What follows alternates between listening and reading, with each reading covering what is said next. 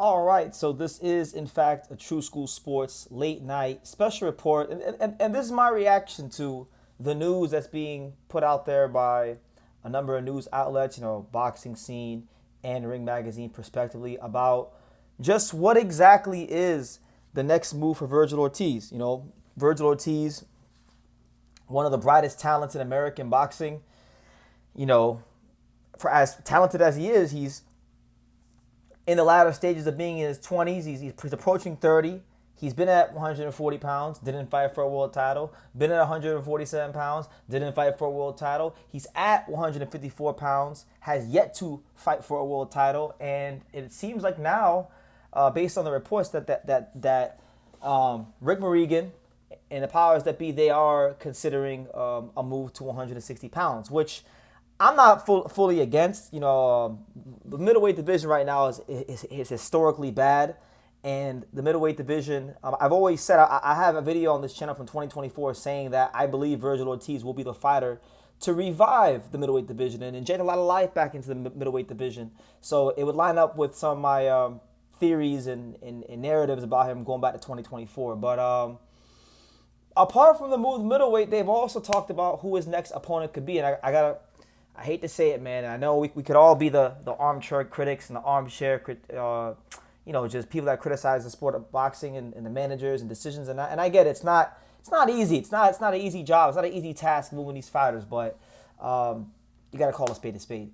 Vergil Ortiz is targeting a fight with none other than former 154-pound champion and undisputed champion and fellow Texan, Mr. Keep Running Your Mouth, Jermell Charlo. Now, let's talk about how I got to this point. I'm going to read you guys a direct quote from Rick Morrigan, and we're going to go ahead and talk about it. So here's what Rick Morrigan said. Morrigan stated the following, and I quote, "Massive name, skilled fighter still, and Boots said no.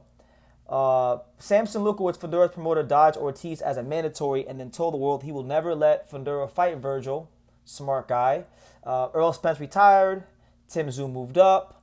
Keith Thurman is done. If Ortiz goes up, 154 becomes a wasteland, and 160 will become the fire division." He then goes on by saying, "We tried to get these guys in order." So he says Gerard Ennis has been a no for 5 weeks.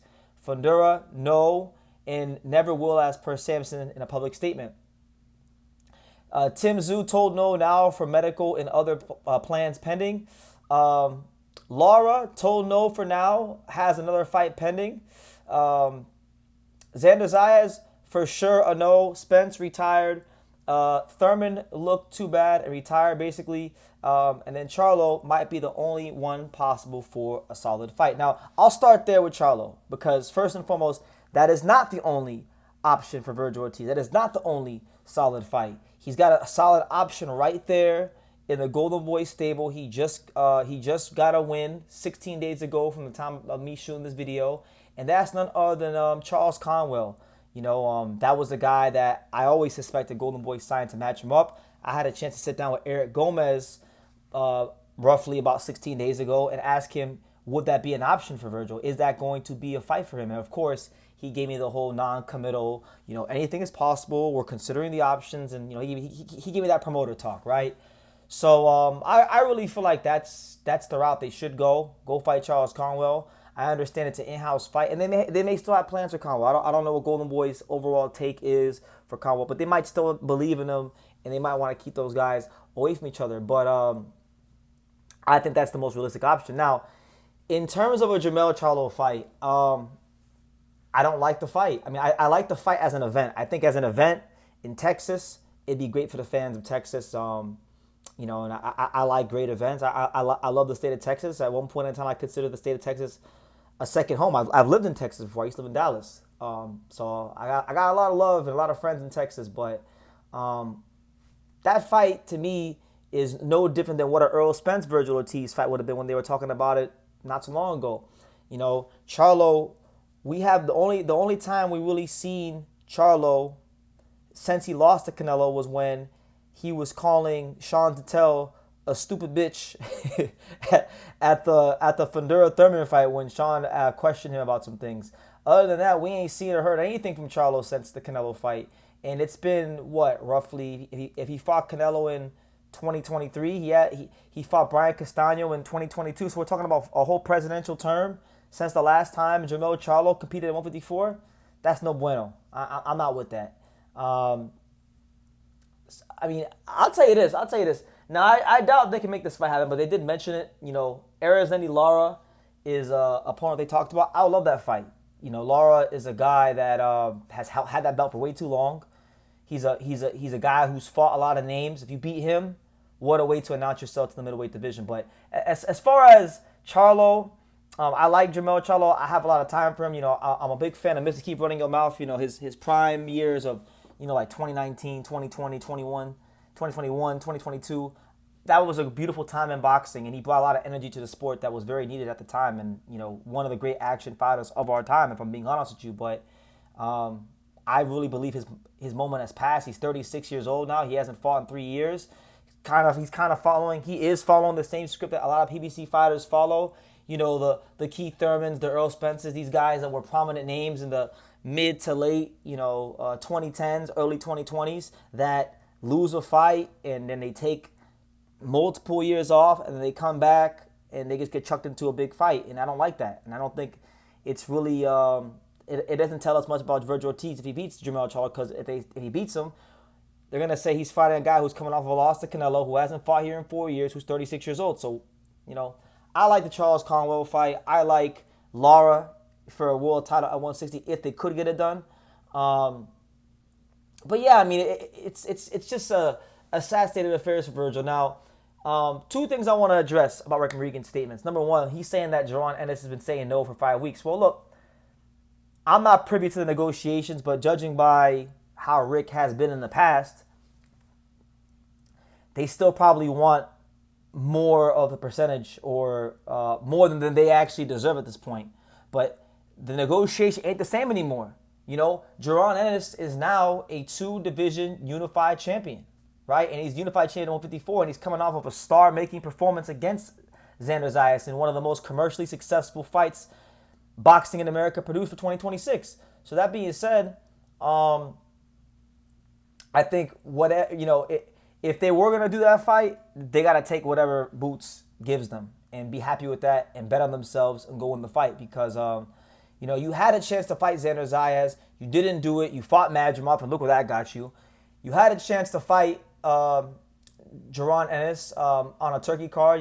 Boots didn't take it at that time, and that's his prerogative. I critiqued him for that back then. But nonetheless, we've seen a lot of just tomfoolery from Team Vergil Ortiz, right? And so if you want to negotiate and do a fight with Ennis at this point, with him being the guy of the division coming off that performance against Zayas, you're going to have to come a lot more humbly, and you're going to have to concede and really bet on yourself. And I just judging by, maybe I'm wrong, but just judging by how Rick Regan has moved in the past, I don't see that being a factor. Judging how he's moved with Jose Ramirez in the past in certain scenarios, Vergil Ortiz, I don't see that being the case. So there's that. Now, he made another interesting statement in the midst of his quote. He said that if Vergil Ortiz goes to 54, if Vergil Ortiz moves up to 160, that the 154-pound division becomes an absolute wasteland. And I don't think that at all. I don't think that, not one iota. Vergil Ortiz has been at 154, and exciting fights have been happening. Jaron Ennis is must-see TV, so people are going to tune in whenever he fights. The Xander fight was great. The Xander Zayas fight was box office. Josh Kelly versus Bachram was an exciting fight. And Boots can still go fight Josh Kelly. And then boom, then you had the scenario where you have Boots potentially fighting Fundora for all the marbles are undisputed.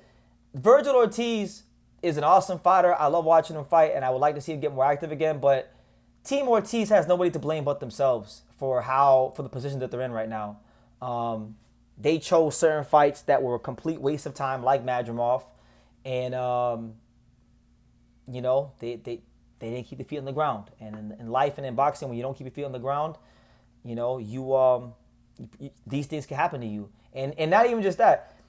Vergil, just like Boots and a lot of fighters, they could have fought Bachram. They could have went ahead and fought Bachram or Zaliev, right?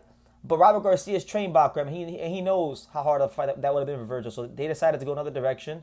What direction that is, I don't know. They fought whatever was left of Eric Salubin, right? And that fight went how it went. But yeah, this is all their fault. So if you're gonna fight Jermell Charlo, I'm not really sure what that's gonna do because again, Virgil is not in a power position.